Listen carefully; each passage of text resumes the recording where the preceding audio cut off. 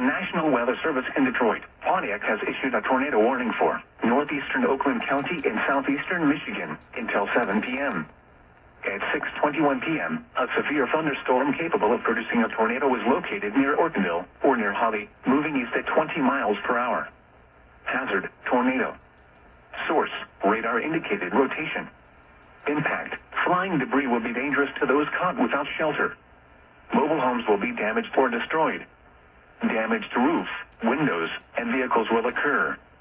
Tree damage is likely. This dangerous storm will be near Ortonville around 6:30 p.m. Oxford around 6:55 p.m. Other locations impacted by this tornadic thunderstorm include Lakeville, Lake Orion, and Leonard. This includes I-75 near mile marker 96.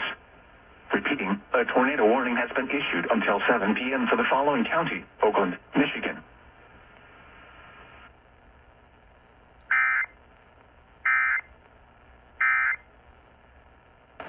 This concludes this message regarding the activation of the Southeast Michigan Local Area Emergency Alert System. Stay tuned to 760 WJR for more information. Attention, fellow baby boomers. Guy Gordon here.